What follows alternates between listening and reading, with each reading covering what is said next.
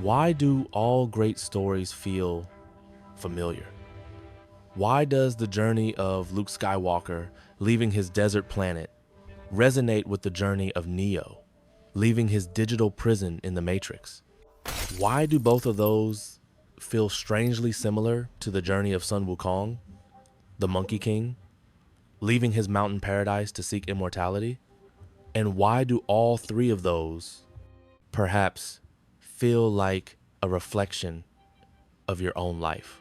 We are drawn to these stories not just for entertainment. We are drawn to them because they are not stories. They are maps. They describe an unseen pattern, a monomyth, as the great mythologist Joseph Campbell called it. A single cyclical story that humanity has been telling itself for thousands of years, from the Epic of Gilgamesh to the superhero blockbusters of today. This is the hero's journey. But Campbell's framework isn't just a storytelling tool for Hollywood screenwriters. It is the fundamental operating system for human psychological development. It is a blueprint for transformation. Most analyses of the hero's journey stop at what it is, a 12-stage structure. Here, at Hindsight Lore, we go deeper. We will decode why this map exists and how to use it. We won't just retell the 12 stages. We will decode the hidden psychological meaning behind each one, using the greatest case study of all time as our guide, Sun Wukong, because this isn't a lecture on mythology. It's an analysis of the map we all must follow, consciously or not, to navigate career changes, personal crises, and the unavoidable, terrifying search for meaning. This is the hero's journey, Decoded. Every journey begins not with a choice, but with a crack in reality, a realization that the world we know is no longer enough. Campbell calls this first phase the departure. It is the psychology of the break. It starts in stage 1, the ordinary world. For Sun Wukong, the ordinary world was Flower Fruit Mountain, a perfect, self-contained utopia. He was a king. He had everything. It was paradise. In our modern lives, the ordinary world is our comfort zone. It's the stable job, the predictable relationship, the daily routine. It is not home, as we often mistake it. It is the system we have built around ourselves. It is safe, orderly, and stable. And it is, ultimately, a prison. Because stability is the enemy of growth. And deep down, the psyche knows this. This leads to stage 2, the call to adventure. For Wukong, this call was not a letter or a magical messenger. It was a profound existential crisis. In the midst of his paradise, he watched another monkey die of old age. And for the first time, the invincible king realized he was mortal. The system was flawed. Paradise was temporary. Chaos, in the form of death, was coming for him. This is the true nature of the call. It is rarely a gentle invitation. It is a crisis. It's the job you just got fired from. It's the relationship that suddenly ends. It's the promotion you didn't get, which makes you question your entire career. Or, like Wukong, it is a deep internal dissatisfaction.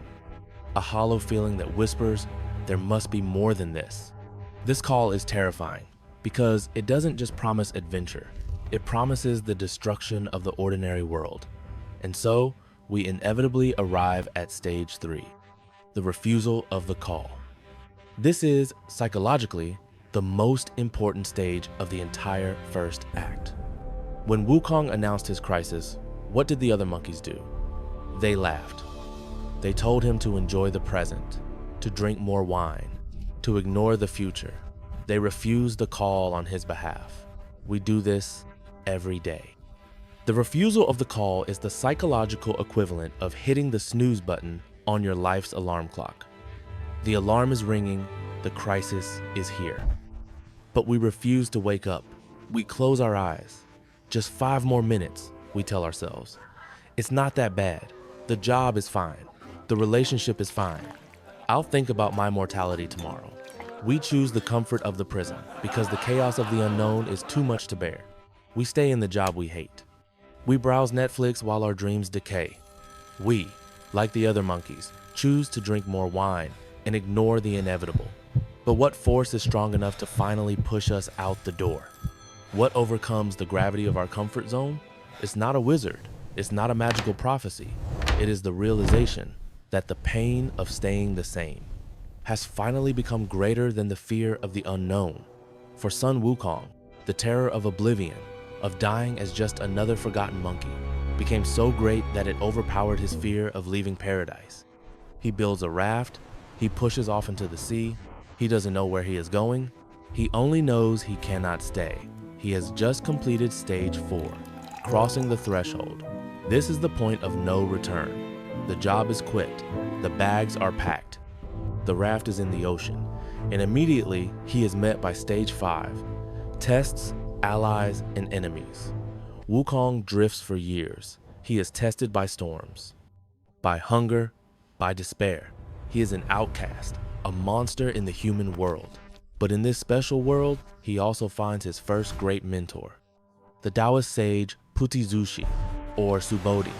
This is where the psyche begins to rebuild. In the ordinary world, we are competent. In the special world, we are infants.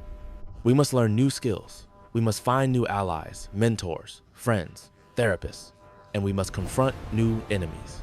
But the true enemies on the hero's journey are rarely external monsters. They are our internal ones.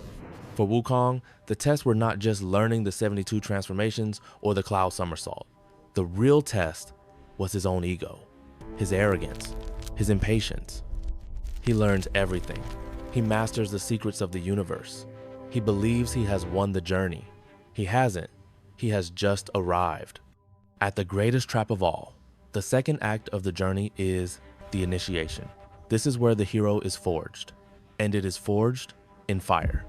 Having passed his initial tests, Wukong believes he is a god.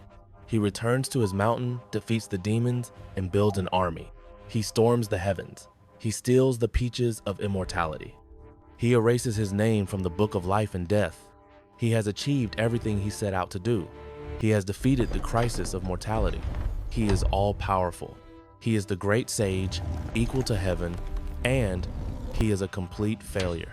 This is the psychological inflation that happens after initial success. The startup founder who gets their first round of funding and believes they are Steve Jobs. The artist who has one hit and believes they are a genius. Wukong's ego has become so inflated that he is now a monster of pure, unbridled chaos, a threat to the entire cosmic order. This leads him to stage 6, the ordeal, the abyss. The ordeal is the central critical moment of the journey. It is the dark night of the soul. It is the encounter with your greatest fear. It is, symbolically, a death. And for Wukong, the ordeal is not a glorious battle. It is a conversation with the Buddha. The Buddha represents the ultimate principle of order and reality. He confronts Wukong's inflated ego. He makes a simple bet. You think you are the center of the universe? Then try to jump out of my hand. Wukong, in his arrogance, accepts.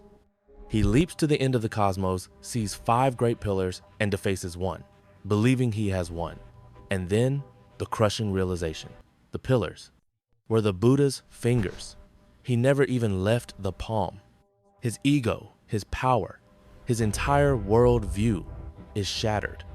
In one humiliating moment, he is shown that he is not the center of the universe. He is a small, arrogant creature, trapped in a reality far larger than he can comprehend. And then, he is buried. The Buddha seals him under the 5-element mountain. This is the abyss. The abyss is the 3 a.m. moment of your life. It is rock bottom. It's the moment the startup collapses, the moment you are served divorce papers, the moment the addiction finally breaks you. It is the moment where your ego, the story you tell yourself about who you are, is utterly demolished. You are not the successful executive. You are unemployed. You are not the perfect husband. You are alone. You are not the great sage, equal to heaven. You are just a monkey trapped under a rock. This is Wukong's true prison. Not the mountain, but the silence. For 500 years, he has nothing but his own thoughts. His ego has died. He is, for the first time, forced to be still, to be powerless, to reflect. This is the symbolic death that is required for any true transformation. You must lose who you thought you were to become who you are. Slaying the dragon, as they say, is one thing, but the map shows that the hardest part often comes after you get the treasure. Wukong has won everything. He has immortality, he has power, and all of it led him directly to this prison. Why? Why do so many heroes fail after they've already won? Because they misunderstand the purpose of the journey.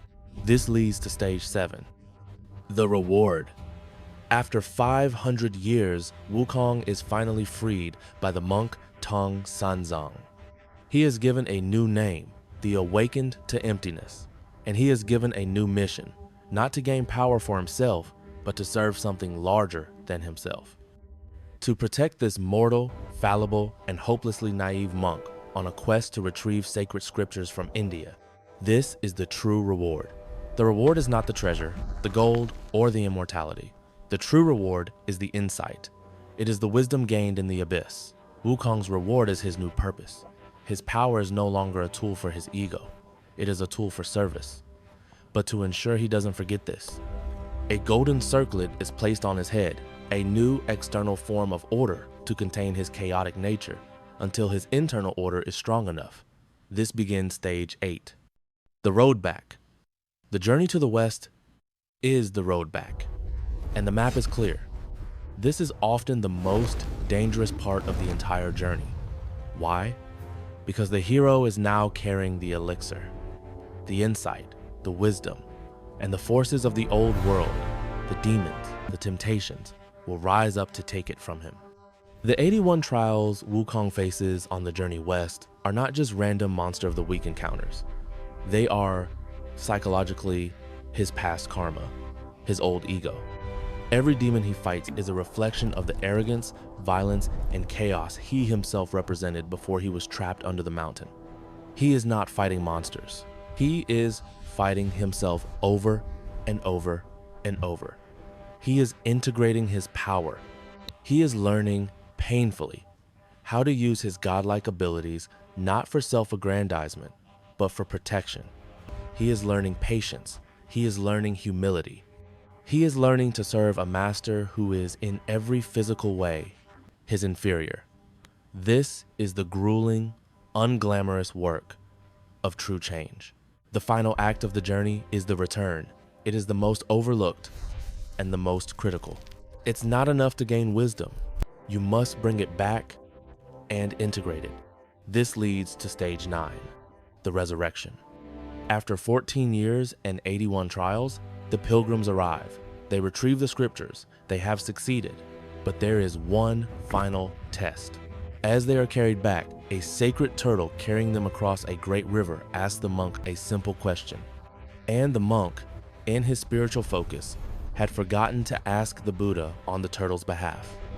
The turtle, in a rage, plunges them into the water. The scriptures, the elixir they fought for, are damaged. They are imperfect.